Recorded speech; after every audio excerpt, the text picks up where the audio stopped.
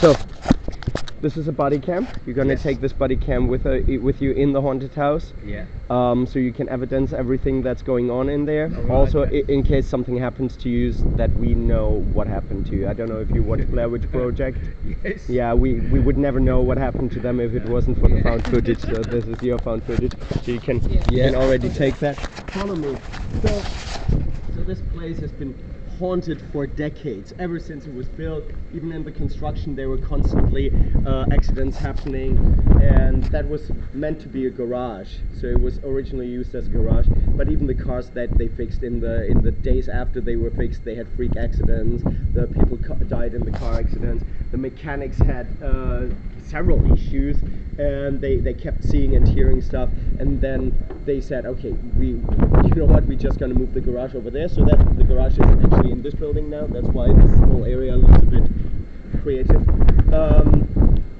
So, and then somebody, because this building was just abandoned, nobody used it, and somebody said, oh, can I make a house out of it? And people were like, you're insane.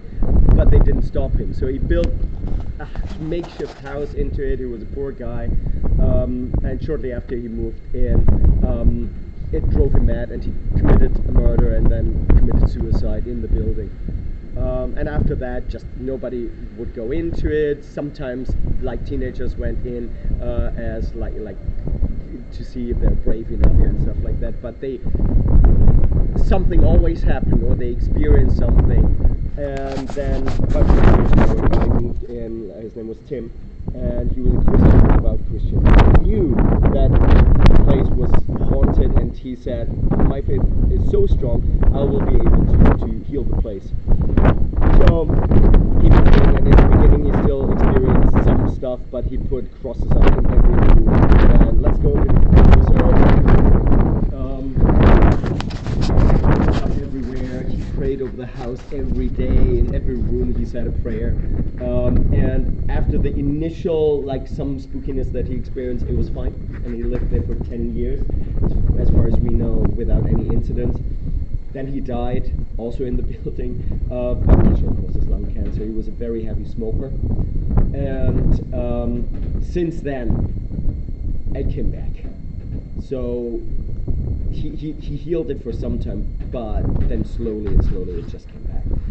So I go into the building quite often because of the tours, but I never go deeper in as 3 or 4 rooms. I don't go into the heart of the building. I'm a Christian myself. I always wear my cross, so I'm pretty protected. I do hear stuff. Sometimes stuff is moving, but overall it's okay. But I don't go deeper in. But you have to. So you're going in there to heal the place. In time, the ghosts have managed to rip all the crosses off the wall. Every time I go in there, the crosses are on the floor again, and I hope that if you make it all through the house, put up all the crosses in every room and finish the prayers, that it will be healed at least for some time again. Okay? So, I'm gonna go inside, I'm gonna check that, and oh yeah, the good thing is, because he was such a heavy smoker, you can actually see where the crosses used to hang on the wall, because of the shape is still there from the smoking. So I'm gonna go inside. I'm gonna put at least in the first and second, third room, I'm gonna try to put the crosses on and hope that they stay there. Gotta make sure that it's relatively safe. If it's really bad, I would say you don't go in today. If it's okay, then I'm just going to come back. I take you inside, but then I leave you to it.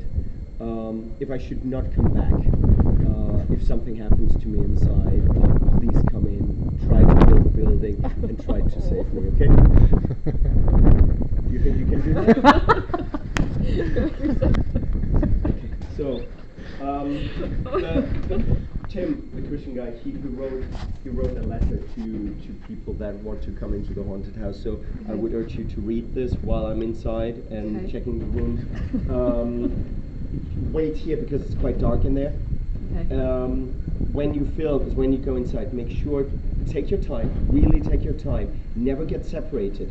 Don't pick up a cross before you're both in the room. So make sure, are you in the room? Close the door, you don't want to be attacked from the back, so if possible, close the doors behind you and stuff like that. Film everything.